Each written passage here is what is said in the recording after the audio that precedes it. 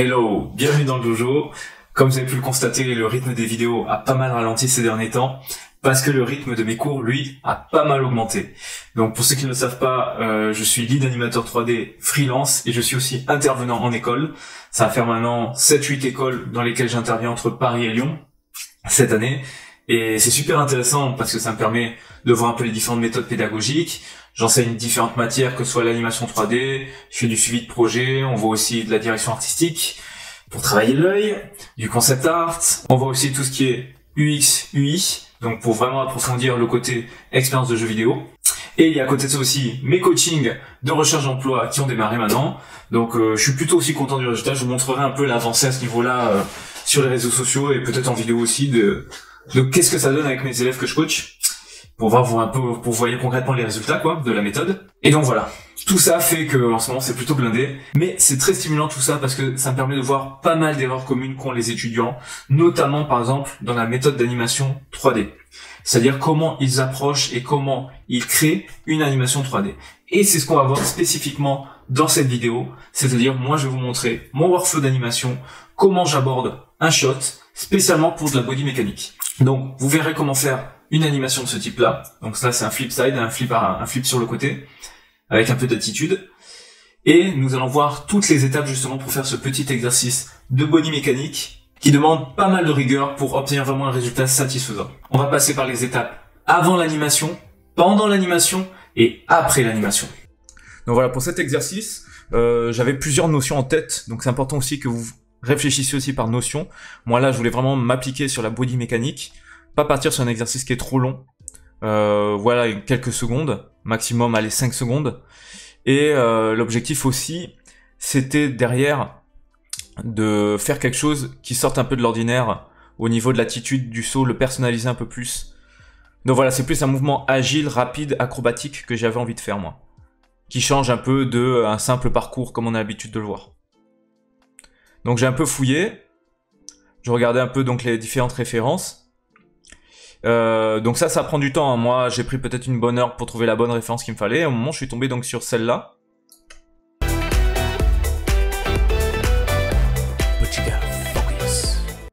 Et ça c'était parfait, j'étais tombé sur la chaîne de ce mec là et j'aimais beaucoup le mouvement.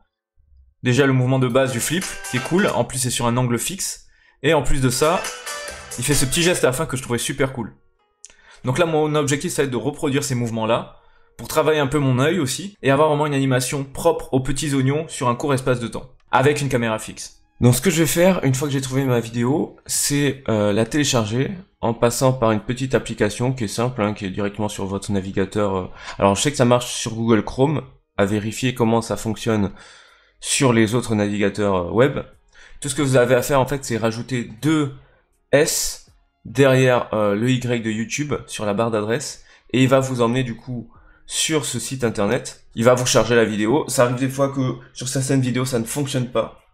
Donc là il y a d'autres solutions que vous pourrez trouver sur internet, hein, c'est pas un souci. Vous tapez tout simplement YouTube vidéo to MP4 et vous trouverez plein d'autres astuces. Moi c'est comme ça que j'ai trouvé ce site internet, hein. Et là en fait il faudra cliquer non pas comme un gros noob sur le gros bouton bleu, sinon là vous allez avoir des options payantes de la pub, mais cliquez vraiment en bas sur ce qui est écrit en gris avec faible qualité pour télécharger en fait la vidéo, pas sous un format Ultra HD. Et là donc on aura le format MP4 360 qui suffira largement. Une fois que c'est fait, je vais ouvrir du coup Premiere Pro, me créer une nouvelle scène, un nouveau projet, et là je vais en fait exporter en séquence d'images cette vidéo pour l'intégrer directement dans Maya. En fait, il y a deux solutions qui s'offrent à vous. Si vous avez 2 écrans, vous pouvez directement en fait télécharger votre vidéo et l'ouvrir sur un lecteur frame par frame, donc soit QuickTime, soit Keyframe MP. Moi c'est ce que j'utilise. Soit sinon si vous n'avez qu'un seul écran, et ben vous pouvez directement l'intégrer dans Maya cette vidéo pour l'avoir directement en fond à côté de votre personnage 3D. Donc là je regarde les différents moments de la vidéo pour voir qu'est-ce qui peut m'intéresser sous différents angles de vue. Pour voir aussi comment il débute son saut, parce que dans la partie que je vous ai montré au début, on ne voit pas le début de quand il fait son saut. Donc chercher des informations, mais au final, j'ai pas trouvé grand chose, donc je vais devoir interpréter et combler en fait les informations que me donne pas la référence avec mon imaginaire, parce que j'ai de l'expérience, mais aussi en me regardant dans le miroir et en regardant comment fonctionnent mes mouvements. Mais ça, voilà, c'est le gros challenge aussi quand vous prenez une référence, c'est d'essayer d'avoir le maximum d'informations, au pire en complétant avec d'autres références. En termes d'étudiants, c'est compliqué si vous partez totalement de votre imaginaire. N'essayez pas de tout combler, vous allez vous perdre. Je sais que j'ai des étudiants, rien qu'en faisant des posings, qui ont déjà du mal quand ils ne voient pas les jambes dans une référence à devoir interpréter, s'ils ne se prennent pas en photo, s'ils ne regardent pas dans le miroir. Donc voilà, faites bien attention au manque d'informations qu'il peut y avoir sur votre référence. De même s'il y a du mouvement de caméra alors que vous faites une caméra fixe. Essayez de bien faire une référence aussi à côté pour compléter le mouvement que vous ne voyez pas clairement avec la caméra qui bouge. Et ensuite du coup, je vais exporter en choisissant bien le framerate dans Premiere. Donc après c'est très simple, hein, je choisis le format JPEG. Donc je vais le convertir en 24 fps parce que moi je vais animer en 24 fps. Et après voilà, on choisit la destination. Il faut bien faire aussi attention à la nomenclature. Donc mettez juste le nom de votre fichier et normalement ça devrait aller. Il va automatiquement attribuer après des numéros à chacune des images qui seront exportées. Par contre, faites bien attention à créer un dossier spécifique pour l'exportation de ces images. Ne l'envoyez pas sur votre bureau. Et une fois que c'est fait, du coup, on va sur Maya. Et donc sur Maya, je vais aller dans View. Et je vais descendre dans Image Plane, Import Image. Et je vais aller dans le dossier, du coup, où j'ai exporté mes images pour récupérer la séquence. Et là, je vais descendre dans l'attribut Editor à gauche. Donc si vous ne l'avez pas, vous faites CTRL A. Il va apparaître en principe. Donc, il faut bien sûr avoir sélectionné votre caméra. Donc moi, c'est la caméra perse. Je vous conseille du coup de créer une caméra vraiment dédiée à votre angle de vue. Et là, du coup, vous descendez dans Attribute Editor. Vous avez Image Plane Shape 1. Et là, il va falloir rentrer les paramètres. Donc, comme vous voyez sur mon image. Donc, image type, image file. Et là, automatiquement, il vous a reconnu le chemin. Et il faut juste cliquer sur Image Séquence. Donc, cocher Image Séquence. Et là, vous allez voir que quand vous allez mettre play sur votre timeline, en bas, vous allez faire défiler votre curseur, eh ben, l'animation de du fond derrière va changer. La référence va vraiment bouger. Ce qui vous permettra à chaque frame, en fait, de cette timeline, d'avoir une pause spécifique avec laquelle vous pouvez comparer ce que vous faites. Et là, du coup, je vais descendre toujours dans le même onglet Image Plane 1, au niveau de depth, donc la profondeur, pour faire en sorte que le plan où est projetée ma référence soit derrière mon modèle 3D, parce que pour l'instant il est apparu devant, donc là je vois plus mon rig. Donc je vais faire reculer en arrière en jouant donc sur le paramètre depth. Et je vais l'augmenter par exemple à 1000 de profondeur pour qu'il aille bien derrière mon personnage, afin que je puisse le voir. Et là maintenant il s'agit de caler sous le même angle de vue le personnage en 3D par rapport à la vue de ma référence. Là, le but, c'est d'avoir vraiment exactement le même angle de vue. Et là, je commence à charger mes plugins aussi, donc ça va être Twin Machine principalement que je vais utiliser. Donc Twin Machine qui sert à créer rapidement des pauses en fait, des clés entre deux pauses clés et déjà existantes. Donc vous allez voir qu'est-ce que je veux dire par là. Et je garde aussi le bon réflexe. Je me crée toujours un sol en 3D. Donc ça c'est, voilà, je crée un image plane toujours pour avoir un sol et vérifier s'il n'y a pas des pénétrations des pieds dans le sol. Ça c'est hyper important. Et comme vous voyez, j'ai désactivé la sélection de polygones, donc dans l'onglet en haut là. Donc il faut bien être en mode. Donc des fois ils sont cachés, il faudra peut-être cliquer sur cette icône pour le décocher. Et après voilà, vous aurez donc toute cette sélection là disponible. Et en cliquant en fait sur ces différents paramètres, vous pourrez savoir qu'est-ce que vous pouvez sélectionner ou pas. Donc là, ici, je ne pourrais plus sélectionner de polygones sur toute la scène 3D. Là, ça va être tout ce qui est curve, là, c'est tout ce qui est bones, là, c'est tout ce qui est caméra, etc., etc. Sinon, il y a la solution aussi de sélectionner les éléments du décor et de les mettre dans un calque d'affichage qui sera verrouillé.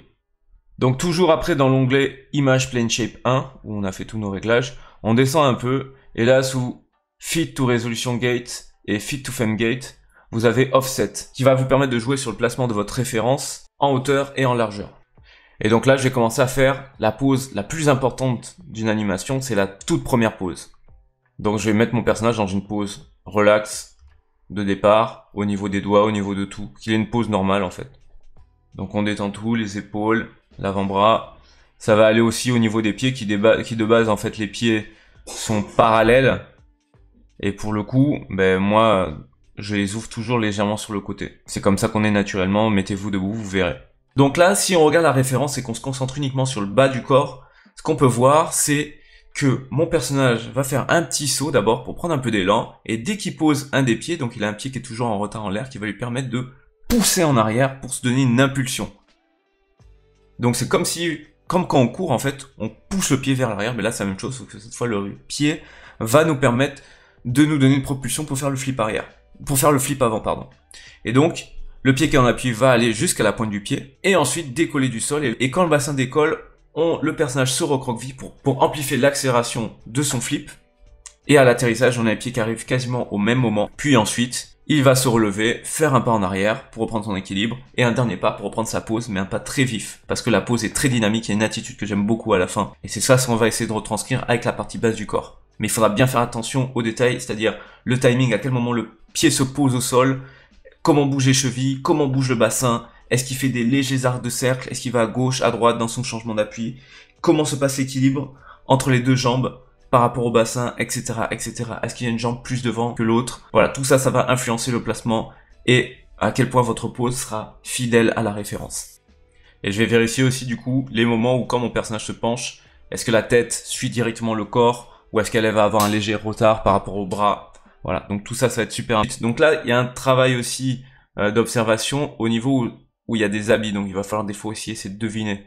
Là, heureusement, on voit clairement bien ses bras et ses jambes, mais par exemple, au niveau du t-shirt, c'est un peu plus compliqué des fois. Donc n'hésitez pas si c'est nécessaire. Mes élèves, des fois, vont sur Scene Sketch et vont directement en fait dessiner par-dessus en fait la vidéo de référence pour comprendre aussi leur posing. Ou alors vous pouvez utiliser Epic Pen aussi, qui vous permet directement d'aller par-dessus votre personnage.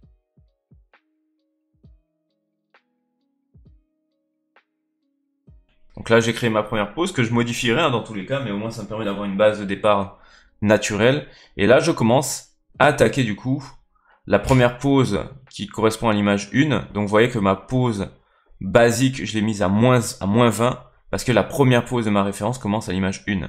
Et moi, je voulais faire justement la pose avant que l'on atteigne cette pose où il est déjà en mouvement. Je voulais une pose neutre pour voir le départ de l'animation. Donc comme je vous disais, l'information qui n'est pas montrée dans cette vidéo, je la commence à moins 20. Et ce qui correspond à la vidéo, ça commence à l'image 1. Et là, ça y est, c'est lancé. Je commence à placer petit à petit, en fait, uniquement le bas du corps par rapport à l'animation. Parce que tout part du mouvement du corps. Étant donné que c'est le contrôleur du bassin qui va impacter le haut de mon corps, c'est-à-dire que quand je vais faire bouger le contrôleur jaune, ça va impacter le placement de mes bras et de ma tête. Donc il faut déjà que mon bassin fonctionne très très bien avec mes pieds avant de m'attaquer au haut du corps. Et c'est plus simple en plus pour se focus sur les détails de ne s'axer que sur quelques contrôleurs pour l'instant. Donc là, c'est vraiment les moindres petits mouvements des pieds, la moindre petite shape que je vais comparer avec la référence. Donc quand je dis comparer, c'est-à-dire que je vais vraiment avoir à check la hauteur de mon pied, la forme de mon pied, où se trouve le genou, par exemple à droite de l'écran par rapport au pied qui est à gauche de l'écran, à quel point est pliée ma jambe en haut, à quel point est penché mon personnage en avant, etc., etc. Tout ça, c'est des micro-mouvements, des micro-informations que je vais récupérer à chaque fois. Là, on est vraiment dans de la pure analyse de pose. Et c'est ce principe que je vais répéter durant toute ma phase d'animation. C'est toujours observer, prendre le temps de bien voir ce qui se passe à chaque pose clé. Donc moi là, je vais faire une pose clé, je pense, toutes les 2 à 3 frames. Et comme vous voyez, je fais beaucoup d'allers-retours pour comparer à chaque fois comment se passe mon animation. Alors après, il y a des options qui vous permettent d'avoir la pelure d'oignon, mais ça peut être des fois lourd pour votre PC.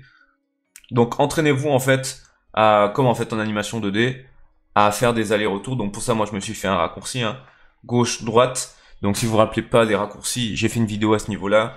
Je vous mettrai le lien là en haut à droite pour que vous allez voir la vidéo où je parle de comment configurer des raccourcis pour Maya. Notamment pour le copier-coller, notamment pour aller d'une frame à l'autre. Ça fait partie du workflow aussi, ça vous fait gagner énormément de temps. Et là, je vais vraiment, comme je vous ai dit, analyser voilà à quel moment mes pieds sont encore en contact avec le sol avant de le décoller. Je vais vraiment aussi check la courbe déjà de mon bassin, à quel point il avance. Là, je vois déjà que ça fait comme un petit saut, donc ça fait un léger arc de cercle, etc., etc. Mais il faut vraiment que vous ayez cette rigueur dans l'observation. C'est vraiment là où des fois les étudiants se trompent et donc je leur fais faire des exercices vraiment axés uniquement sur de la reproduction de pose, avant même d'attaquer de l'animation bien approfondie de personnages. Parce que ça, c'est vraiment la base, l'observation. À chaque fois, je vais valider du coup ma pose, la verrouiller en faisant un S en ayant sélectionné tous mes contrôleurs. pour bien m'assurer que une pose n'est pas influencée par les autres poses après. Il y a vraiment une clé sur tous les paramètres, même ceux qui ne bougent pas. S'il y a un paramètre qui reste à 0, il y a quand même une clé qui indique qu'il doit rester à 0. Et comme vous voyez, c'est pas une règle définie à 100%. Des fois, je vais faire une clé toutes les 2 frames, une fois c'est toutes les 3 frames, des fois même ça va être chaque frame en fait. Dès que je vois qu'il y a nécessaire de créer une clé pour indiquer à Maya que là mon pied doit être maintenu 2 frames minimum avant de décoller la frame d'après, je vais le faire. Là on est plus en fait sur de la body mécanique comme ça, je vais plus être sur une méthode de travail donc qui fait partie des 12 principes qui s'appelle, donc là en fait c'est de l'animation déroulée où je n'ai pas besoin de planifier à l'avance où est-ce que va atterrir mon personnage parce que ça va dépendre de ses proportions, ça va dépendre à quel point je vais faire en sorte qu'il aille haut dans son saut ou pas. Donc là, voilà, là moi je préfère vraiment suivre ma vidéo et créer mes poses petit à petit, sans planifier de A à Z tout le parcours à l'avance de mon personnage. Pour de la body mecha, là où j'ai pas une contrainte de terminer un endroit précis, j'ai pas besoin de faire du pose to pose. Si vous étiez sur sur justement un shot où on dit que votre personnage doit arriver de droite et finir à gauche à tel endroit précis, là par contre il faudra que vous essayez déjà d'anticiper à l'avance comment va se passer votre mouvement pour arriver au bon endroit. Straight ahead. Donc comme vous voyez, je fais beaucoup d'allers-retours d'une image à l'autre pour toujours essayer de comprendre mon mouvement et je vais faire la même chose en fait avec la référence, c'est-à-dire je vais faire défiler, avancer sur le côté déjà ma référence pour voir aussi le mouvement, comment il fonctionne en faisant des allers-retours avant même de poser ma clé. Donc n'ayez pas peur aussi de faire ces allers-retours, ça prend du temps, mais au moins je sais pourquoi je bouge chaque contrôleur. Je sais en fait quel mouvement, quel impact il va y avoir quand je bouge tel ou tel contrôleur. Donc n'ayez pas peur, vraiment faites souvent des allers-retours pour voir à l'avance quelle pose il va y avoir avant, après, et qu'est-ce qui va impacter, quelle courbe, quelle trajectoire va devoir prendre votre pied, votre bassin, etc. etc. Et pour faciliter en fait le S sur tous mes contrôleurs, ce que je peux faire donc c'est sélectionner à l'avance tous les contrôleurs qui m'intéressent, aller dans mon graph editor, et en fait vous verrez que dans votre graph editor, il vous enregistre toutes les sélections que vous faites. Donc vous pouvez très bien sélectionner vos 4 contrôleurs principaux, en tout cas moi pour ce personnage-là, et sélectionner du coup les commandes qui sont apparues sur le graph editor, et simplement faire un clic molette glissé sur votre barre d'onglet, les shelves, et créer un script mail. Et du coup, à chaque fois que vous appuierez sur ce script-là, il vous sélectionnera automatiquement les parties du rig qui vous intéressent. Après, moi, j'ai tendance, pour mon personnage, à toujours utiliser les paramètres de foot roll, foot break, tout ce qui va être, en fait, tout ce qui va permettre de créer l'appui du pied contre le sol avec ces paramètres-là. Mais dès que, par contre, mon pied décolle du sol, je n'utilise plus du tout, donc ça, c'est vraiment important, je n'utilise plus du tout les paramètres de foot roll, foot break et tout ça. Là, je passe uniquement en rotation. Pourquoi? Parce que sinon la transition peut être bizarre au niveau de la forme. Et là donc, comme mon personnage va partir sur un flip arrière, il va être longtemps au niveau des jambes, il va faire une rotation où toutes les jambes vont devoir suivre. Là, je passe en FK. Pour quelle raison? Parce qu'au moins quand je vais tourner mon bassin, mes jambes vont automatiquement suivre mon bassin tout le long de ce flip arrière. J'aurai pas besoin de me casser la tête, à chaque fois replacer mes jambes qui seront en retard par rapport à mon bassin. C'est beaucoup plus simple pour moi, vu que c'est quelque part mon bassin qui va lead le mouvement. Et vous allez voir que je vais gagner énormément de temps en faisant ça. Et bien sûr, le switch de l'IK à l'FK se fera en une seule frame. Donc comme là, j'ai qu'un seul play pour l'instant qui est vraiment dans les airs, c'est celui-là qui est pour l'instant en FK. Donc là, vous voyez ce que je disais par rapport à l'appui. Là, je n'utilise que le foot roll, foot break. Donc les paramètres spécifiques pour donner une forme du pied en appui contre le sol. Jusqu'à la dernière frame, donc la dernière contact pose du pied rouge sur le sol. Après cela, je vais du coup faire la pose clé où il est maintenant en l'air. Donc 2 frames plus tard, je passe en FK sur l'autre pied. Et là maintenant, mes 2 pieds seront en FK. Et ils vont être drivés par mon bassin. Et là, c'est beaucoup plus simple pour moi, parce que en fait, d'une pose à l'autre, au fur et à mesure que je vais compléter mon flip arrière, alors là aussi, il y a un truc bête, c'est vrai que je l'avais pas dit, mais voilà, pensez aussi à déjà créer votre sauvegarde de fichier. Sinon, il peut toujours y avoir le risque que votre Maya crash. Donc pensez aussi à activer votre autosave, hein, pour ceux qui l'ont pas encore fait. Donc là, pareil, j'ai une vidéo sur les préférences où je vous explique comment on le configure. Mais voilà, et il y a un autosave, hein, c'est vraiment important. Donc comme je disais, ce qui est intéressant, voilà, c'est maintenant je commence à tourner mon bassin et mes jambes, en fait, suivre automatiquement mon mouvement de bassin. J'aurais juste à légèrement les bouger, mais ça me fait gagner déjà un temps de malade. Et là, je commence à check aussi, donc toujours, comme je vous disais, comment s'oriente mon bassin par rapport à mes jambes. Donc là, voilà, c'est encore de l'observation, de la pure observation de pose pour voir aussi à quel point bouge ma tête. Donc j'essaie déjà de caler un peu mon bassin par rapport à ma tête, parce que vous voyez que pendant le flip arrière, ma tête en fait va tourner sur un certain axe par rapport à mon bassin. Donc il faut très vite le repérer, parce que sinon on peut avoir des aberrations où en fait notre tête va bouger dans tous les sens pendant le flip arrière et c'est pas très agréable pour l'œil. Donc c'est pour ça que là pareil, il faut faire beaucoup d'allers-retours pour voir si notre tête commence à déjà bouger dans tous les sens. Voilà, après ce sera pas parfait dès le départ parce que j'ai pas encore bougé le dos, la courbe du dos, les contrôleurs du buste. Là je me cale que par rapport à mon bassin. Mais au moins j'ai déjà une base un peu plus propre. Donc vous voyez là, pour mon développé, comme je vous dis, c'est assez précis, hein. Il n'y a pas trop de frame d'écart d'une pose clé à l'autre. Et là voilà, je vais faire du coup la pose où je touche le sol. Et donc je repasse en IK, justement, toujours entre deux frames après, pour faire une transition en 2 frames entre l'IK et l'FK. Et si cette transition se passe pas bien, j'irai corriger s'il faut.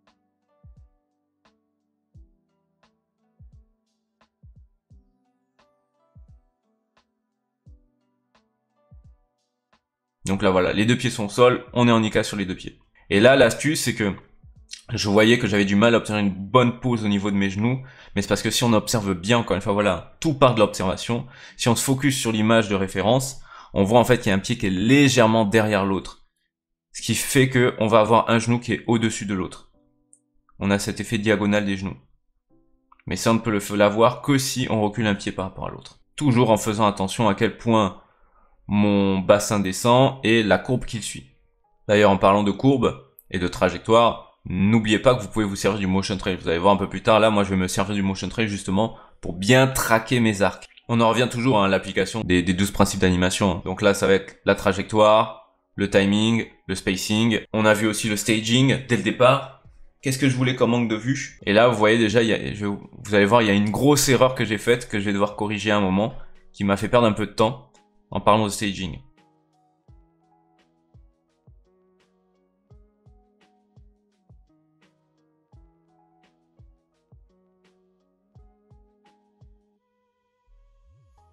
Donc là on est sur la partie où il pose le pied, donc assez subtil aussi au niveau du mouvement du bassin. On est vraiment sur un léger haut et bas. Et là maintenant en fait voilà, c'est l'erreur dont je vous avais parlé, c'est que j'avais pas créé une caméra dédiée à l'angle de vue spécifique de mon personnage, de ma référence. Ce qui fait qu'au fur et à mesure des fois je bougeais mon personnage, ma caméra, mon angle de vue, sans avoir une vue vraiment fixe qui serait calée exactement par rapport à l'angle de vue de ma référence. Et donc là, je vais devoir recaler un peu la position de mon personnage pour être sûr qu'il match avec l'angle de vue choisi pour ma caméra. Donc c'est pour ça qu'il vaut mieux vous mettre en double vue. Donc ne faites pas cette erreur de vous attaquer qu'à une seule vue. Si vous avez un seul écran, voilà, activez la double vue. Si vous avez 2 écrans, faites en sorte justement de dupliquer cet affichage et de le mettre à gauche pour avoir voilà, deux angles de vue à gauche et à droite, avec votre référence sur un autre lecteur si besoin, ou intégré dans Maya. Donc là, voilà, je commence à recaler un peu ma position pour faire en sorte que ça fonctionne bien. Et je joue avec le Graph Editor pour ça. Pour déplacer, par exemple, tout mon pied vers l'axe, vers la gauche. Donc là, par exemple, vu que je dois recaler, dès le départ où il pose son pied à gauche, je vais bien maintenant caler la position qu'il faut de ce pied-là et l'appliquer sur tout le reste de mes clés où le pied ne bougera plus. Ensuite là, comme vous pouvez le voir, j'applique le motion trail déjà sur le pied pour voir la trajectoire et voir si elle fonctionne bien, cette trajectoire de pied, si elle est harmonieuse, même si bien sûr, dans la réalité, on ne fait pas que des trajectoires harmonieuses. Hein. Qu'on soit bien clair, ne cherchez pas à faire des arcs de cercle parfaits à chaque fois, mais au moins qu'il n'y ait pas d'aberration dans le mouvement. Et que dans le spacing aussi, j'ai pas des accélérations qui n'aient pas de sens. Donc là, pour le coup, je commence à attaquer du coup la transition entre ma pose de base et je me rends compte voilà qu'il faut peut-être que je recule mon pied vers l'arrière parce que moi spontanément quand je me mets debout et j'essaye de faire ce passage entre ma pose de départ et le moment où je commence à vouloir sauter pour faire ce flip arrière, je vois que j'ai d'abord le pied en arrière et je vais légèrement descendre vers le bas pour prendre un appui avant de sauter. Je cale bien et encore une fois, je ne suis que sur les pieds et le bassin. Et là ce qui est important voilà, c'est que dans mon utilisation des contrôleurs, je fais bien gaffe à caler comme il faut aussi le contrôleur qui bouge indépendamment les hanches, parce que voilà, en fonction de certains appuis, les hanches vont bouger différemment par rapport au contrôleur du bassin, enfin, quand je dis le contrôleur, le fameux cog, le centre de gravité qui lui bouge tout le haut du corps. En général, si vous avez de la chance, vous avez un contrôleur vraiment dédié à la rotation du bassin qui permet de bouger en fait le bassin sans impacter le haut du corps. Et là donc, je recale de nouveau mon image de référence pour là me concentrer vraiment que sur les pieds, pas le haut du corps. Et là, il y a ce petit appui en fait à la fin, ce petit posage de pied vers la droite, où je vois qu'il y a un petit mouvement de cheville. C'est-à-dire qu'il pose le pied contre le sol. C'est super intéressant ça de voir ça. C'est qu'il pose le pied contre le sol et il y a un petit aller-retour avec la cheville. C'est-à-dire que je pose ma cheville au sol et elle va un peu continuer à bouger après vers la droite. Ça donne vraiment quelque chose d'organique pour le coup. Donc après ça a dosé hein. Pour le résultat que vous voulez avoir, faut pas non plus qu'on monte trop, on sente trop que la cheville tremble. Mais il faut qu'on sache voilà que je pose ma cheville au sol et comme mon bassin vient appuyer sur cette cheville là, elle va continuer après à aller vers la droite. Alors que ma pointe du pied reste elle bien fixe au sol. Et donc voilà, je m'aide pas mal de mon Twin Machine aussi pour ça. Donc c'est un mouvement très subtil, hein. Faut faire attention, faut pas trop exagérer. On a tendance à des fois en animation trop vouloir montrer qu'on a compris un mouvement en exagérant le mouvement. Mais c'est une question de dosage. Faut que ça se sente, mais pas que ça se voit à fond non plus. C'est comme les smear frames ou les déformations. Vous voyez, je fais beaucoup de tests à ce niveau-là pour voir ce que ça rend. Et j'espère pour vous que vous avez activé aussi dans vos paramètres le fait que vos deux fenêtres vidéo jouent l'animation quand vous le mettez play dans la timeline. Et je vais prendre pas mal de temps du coup pour adapter aussi. Donc là, je réfléchis le fait de faire ces allers-retours entre une pause à l'autre et en regardant ma référence, donc en me baladant sur la timeline, ça me permet de comprendre aussi de pourquoi en fait ma cheville va se comporter comme ça. Elle se comporte comme ça parce que il y a un changement d'appui qui est brutal pour le coup, justement parce que le personnage donne une intention vive à sa pose finale. Donc, il y a un mouvement de bassin qui va se faire très rapidement. Et en général, ces mouvements de bassin ne se font pas uniquement de gauche à droite. Il va y avoir un léger arc de cercle aussi, de haut en bas. Et on sent aussi qu'il y a un tremblement quand il pose sa jambe, donc c'est les muscles. Mais on peut le faire aussi légèrement au niveau du contrôleur du bassin. Faire ce léger tremblement là sur l'axe Y de rotation. L'axe Z, pardon, de rotation. Et là, de nouveau, du coup, je commence à recaler ma référence, hein, donc pour avoir un bon angle de vue, et je commence à m'attaquer un peu aussi aux transitions du passage IKFK. Donc là, je vois que ça part un peu en zboob. Donc là, je vais directement modifier un peu les contrôleurs, même si c'est un intermédiaire entre IKFK. Au moins, ça me permet d'avoir une pose correcte. Là, pareil, pour l'atterrissage, je commence à m'attaquer à la transition. Donc si je vais trop vite dans mes explications, n'hésitez pas, voilà, à poser des questions en commentaire pour demander des précisions. Moi peut-être voilà, ça m'aidera à peut-être faire des vidéos supplémentaires, complémentaires sur certaines notions que vous souhaiteriez que je développe. Là je me rends compte que petit à petit, il va falloir que donc je sélectionne plein de contrôleurs au fur et à mesure. Et donc là je vais utiliser, au-delà du script qu'on a fait avec le script editor pour sélectionner juste les pieds et le bassin, il y a un autre plugin qui existe qui s'appelle l'Anim School Picker. Donc Anim School qui est une école en ligne qui a mis gracieusement en ligne un plugin, je vais vous mettre le lien en description pour le récupérer, ce plugin, qui vous permet de tout simplement avoir un picker, donc c'est à vous de le créer hein, pour le coup, qui vous permettra de cartographier tous les contrôleurs de votre personnage sur une seule image, afin de sélectionner en fait toutes les parties qui vous intéressent. Donc je vais pas trop détailler l'utilisation de Twin Machine et du picker dans cette vidéo, là le but c'est vraiment juste de montrer moi comment je m'organise pour travailler, mon workflow. Voilà, si vous êtes intéressé, vous me le dites aussi en commentaire et je l'approfondirai sur d'autres vidéos. Mais au moins, voilà, l'avantage, vous voyez, c'est que j'ai une fenêtre. Donc encore une fois, à vous de placer vos fenêtres sur les endroits que vous utilisez le moins, où ça va pas trop vous gâcher en fait l'utilisation de Maya. Sinon, le mieux c'est d'avoir deux écrans.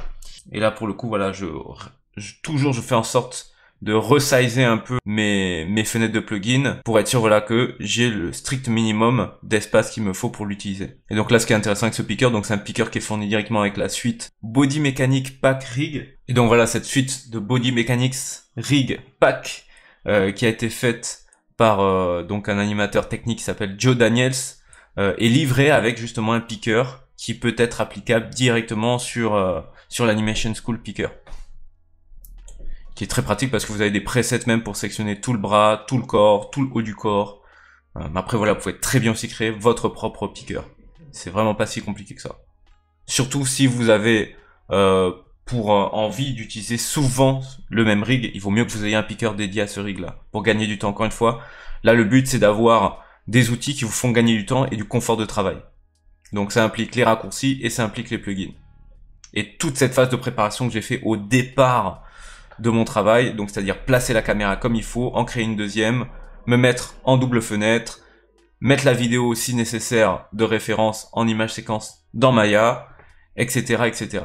Et orienter la vidéo petit à petit, donc dans Maya, en fonction des parties où je veux me concentrer. Donc là, pour l'instant, le bas du corps. Donc là, en parlant de ça, je vais recaler de nouveau moi référence pour maintenant m'attaquer au haut du corps. Parce que là, je commence à être satisfait du bas du corps. Comme je vous ai dit, le bassin influe pas mal déjà sur l'orientation du haut du corps. Donc j'ai déjà quand même bien orienté mon bassin au fur et à mesure dans mon COG, mon Center of Gravity, ou contrôleur principal, vous l'appelez comme vous voulez. Donc en tout cas le contrôleur jaune au milieu de mon personnage. Et là maintenant, j'ai pas énormément de changements à faire au niveau des contrôleurs du haut du corps. Ça va être surtout, donc en tout cas pour ce qui est de la colonne vertébrale, ça va être maintenant surtout les bras que je vais commencer à travailler.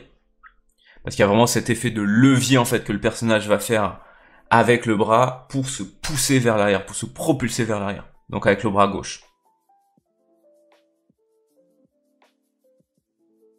Donc là, des fois, j'hésite pas aussi à déplacer en translation, si c'est possible, le haut du corps, pour des fois faire un espèce d'effet de retard sur le haut du corps qui va être légèrement en apesanteur avant de descendre et de suivre le bassin quand il va redescendre. Donc vous pouvez aussi des fois jouer aussi sur la translation et pas uniquement sur la rotation pour faire des retards sur votre haut du corps aussi. Et après voilà, c'est que du placement du bras, en faisant attention à l'arc que doit suivre et à la trajectoire que doit suivre du coup mon poignet. Donc là je traque mon poignet, je traque ma tête continuellement à chaque image. Et quand voilà c'est nécessaire, là par exemple je vois que le poing est fermé, je vais déjà prendre une pause avec mon poing qui est fermé parce que je sais qu'il va l'avoir après longtemps dans l'animation, ce poing fermé. Je prends vraiment mon temps de bien dessiner ma pose au niveau de la main. Et pareil du coup, l'autre main qui est un peu plus détendue. Et là, par exemple, ici, le mouvement de bras qui tire vers l'arrière se fait vraiment frame par frame pour le coup. Il y a 3 frames d'affilée que j'ai fait où j'ai mis des pauses. Là, pour le coup, on est sur une animation qui est destinée à fonctionner sous un seul angle de vue, donc des fois, vous pourrez faire des triches. Hein. Tant que le résultat fonctionne sous l'angle de vue final, c'est tout ce qui compte. Donc là, des fois, il arrive que Maya fasse n'importe quoi au niveau de l'interpolation, et donc il va falloir corriger. Et ça arrive de corriger frame par frame si c'est nécessaire. Et justement, là, le Toon Machine va vachement m'aider pour quand, par exemple, entre deux pauses, je veux faire une pause intermédiaire, en disant que voilà, je veux que cette pause soit 70% proche de la dernière pause, pour déjà créer une accélération où mon bras va déjà se rapprocher de sa position finale. Ou alors un ralenti en faisant en sorte que mon bras reste très proche de la position d'avant, comme s'il ne bougeait pas. Il y a des passages, si on regarde la vidéo, où des fois le bras et la jambe restent quasiment sur place. Il faut pouvoir les respecter, ces passages-là. Et là, pareil, là, voilà, là, je suis en pleine phase où je commence à bien regarder comment s'oriente ma tête. Je vois que lui, il commence à bien enrouler la tête à l'intérieur de son corps. Donc, on va avoir une rotation complète au niveau une rotation en tout cas bien prononcée au niveau du buste. Car il va se recroqueviller sur lui-même quand il sera bien au pic de son flip, afin d'accélérer la rotation. Donc, il faut vraiment qu'on sente le menton qui rentre à l'intérieur. Et que le dos se courbe. Et là, le challenge, c'est de jouer avec les proportions pour faire en sorte quand même qu'il attrape correctement sa jambe. Et donc là, ce qui est important, voilà, c'est de bien définir, de bien observer la pose. Là, par exemple, il y a ce passage où je vais bien détailler comment ma main s'appuie contre mon genou, contre mon tibia. À quel point aussi se situe mon bassin par rapport à la tête. Je vois aussi que mon bras, voilà, commence à être collé, l'autre bras près de la cuisse, et qu'en fait il y a un passage où la position de la tête et du bassin s'inverse, c'est-à-dire que le bassin va cette fois être plus à gauche que la tête. Donc c'est là où il y a un switch, où on sent que on tourne cette fois autour de la tête. Le bassin qui était à droite maintenant passe à gauche de l'écran, et la tête reste quasiment au milieu. Donc voilà, pour vous donner un ordre d'idée, j'ai passé 2 heures pour bien fignoler la partie basse du corps avec les pieds et le bassin. Et là voilà, vous voyez que ça va beaucoup plus vite, il s'est passé 40 minutes environ, et je suis déjà à la moitié de mon saut quoi. Donc là vous voyez, j'ai pas beaucoup de modifications à faire au niveau de mes jambes, J'ajuste un peu légèrement quand j'essaye de placer mes bras pour faire en sorte qu'ils arrivent à bien saisir les tibias.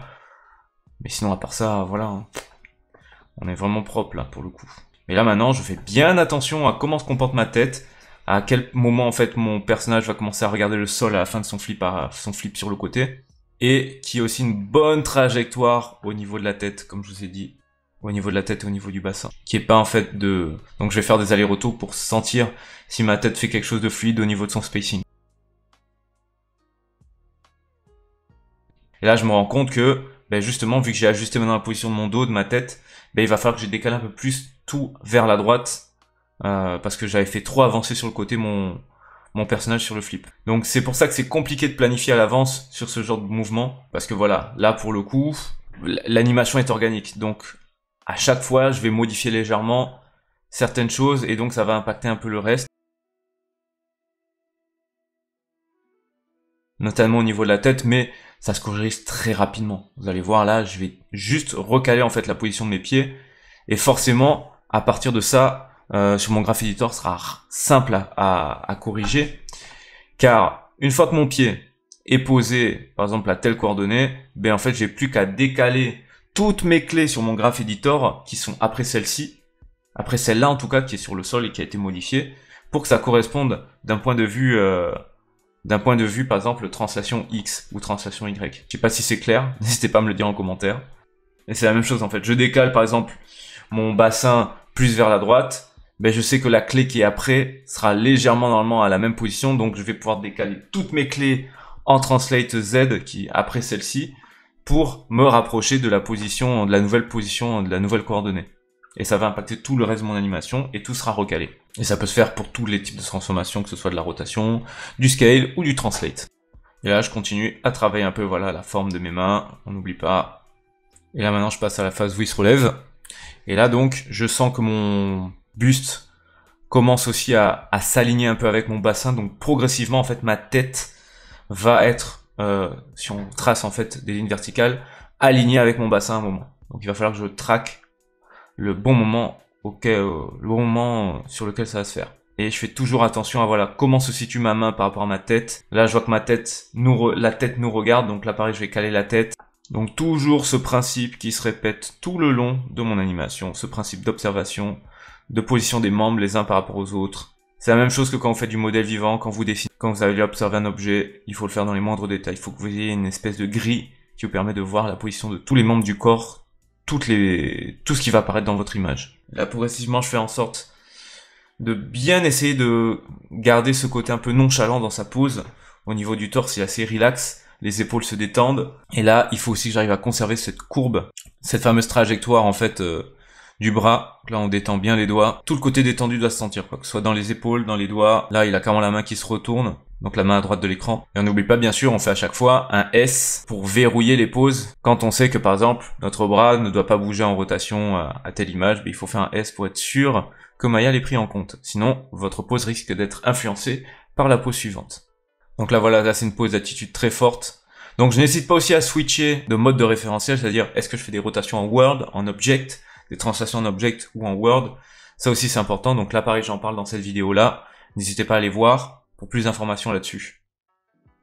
Ça vous permet voilà d'avoir des axes de rotation, soit par rapport à votre objet, soit par rapport tout simplement au Word, à l'espace 3D global de votre scène Maya. Donc là le but c'est vraiment de faire attention à l'équilibre de la pose. Et là maintenant on attaque un mouvement un petit peu complexe, hein, c'est-à-dire qu'on va avoir le bras qui est en retard, donc le bras gauche de l'écran, alors que le torse lui déjà s'oriente vers nous. Et là ce qui est intéressant c'est que vu que j'ai déjà le timing de mes jambes, je peux me caler par rapport au timing de mes jambes. Et je commence aussi à faire cette petite pause fermée au niveau du doigt, parce qu'en fait là je me prémâche le travail, je sais que petit à petit il va après avoir le doigt bien tendu. Et là, je vois qu'en très peu d'images, c'est intéressant parce que quand vous regardez image par image comme ça, vous voyez des mouvements qui ont l'air très rapides dans la vraie vie, mais qui font que là, il change très rapidement de rotation au niveau de son bras gauche, entre la main en fait qui était tordue et qui repasse de nouveau à l'endroit vers nous, pour venir faire cette fameuse pose où il pointe le doigt vers nous. Et là, vous allez voir, j'allais vraiment dans le détail pour faire en sorte que le doigt soit bien visible, bien compréhensible. Là, il y a beaucoup de travail que je vais faire au niveau du posing de la main. Il faut vraiment réussir à retranscrire donc cette fameuse ligne de force qui part de la jambe gauche et qui parcourt toute la colonne vertébrale jusqu'à aller jusqu'à la tête.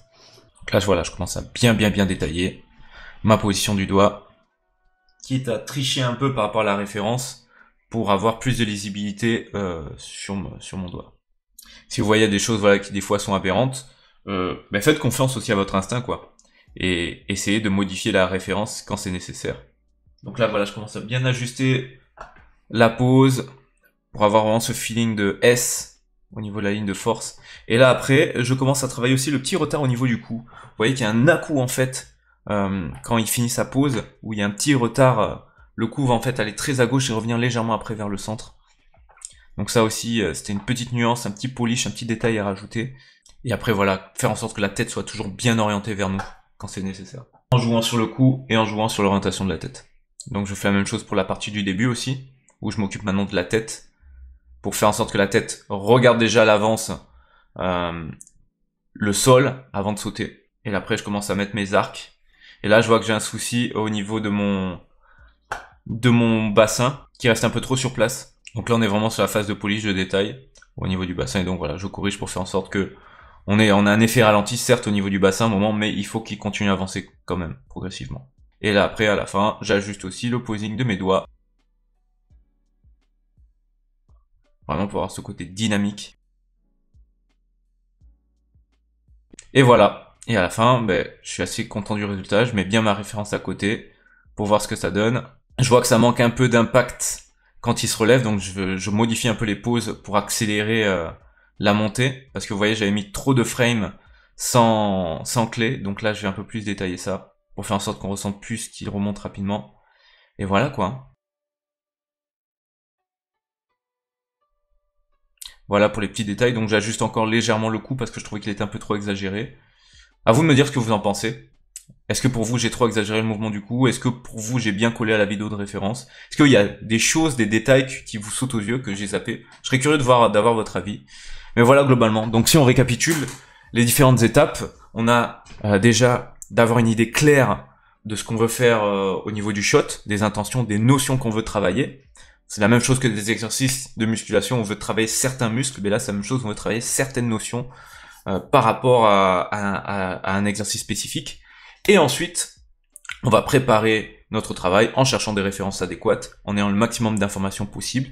Si on n'a pas assez d'informations, on complète avec un storyboard, avec des posings, des petits croquis, ou alors on va nous-mêmes nous regarder sur le miroir, se filmer. Enfin voilà, il faut que vous ayez le maximum d'informations pour, surtout quand on est débutant, on est étudiant même en 3e année, il faut éviter de tout interpréter, surtout pour du réalisme.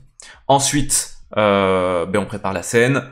On fait en sorte, en fonction de si on a 1 ou 2 écrans, d'avoir un confort de travail avec 2 fenêtres, en intégrant la référence si nécessaire, en mettant notre plugin, notre piqueur d'animation, on configure bien nos raccourcis, et après on peut attaquer. Donc là, en fonction de si c'est un shot qui va se faire en déroulé, ou si c'est un shot où il y a un début, une fin bien précise au niveau des placements, on va soit faire du pose to pose, soit du straight ahead, soit combiner les deux. Moi là pour le coup je suis plus allé sur du straight ahead, du déroulé d'animation, et je me suis attaqué focus partie par partie, c'est-à-dire la partie bas du corps d'abord, pour être sûr de bien faire attention à tous les détails au niveau des pieds, du bassin, et petit à petit j'ai monté des détails sur le haut du corps qui subissaient forcément le mouvement du bassin.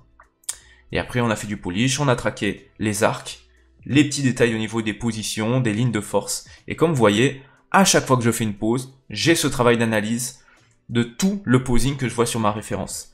C'est ce principe-là que vous devez répéter, quitte à vous entraîner d'abord sur du posing, et uniquement du posing, comme du dessin d'observation. Voilà. Donc voilà pour la méthodologie. Je tiens quand même à préciser que cela dépend, bien sûr, du type d'animation que vous allez faire. Si c'est pour du jeu vidéo, si c'est pour du cinéma d'animation, si c'est pour de la série télé, si c'est de la body mécanique, si c'est une scène d'acting, ça demandera des méthodes et des approches différentes. N'hésitez pas à me dire en commentaire ce que vous en avez pensé, si vous avez des questions, si je suis allé trop vite encore une fois. Mais voilà, on essaie de tester différentes choses. Moi, je m'adapte aussi aux erreurs en fait que je vois chez les étudiants, ça me stimule, ça me permet d'aborder plein de sujets différents, donc voilà, écoutez, sur ce, je vous dis à bientôt dans le dojo.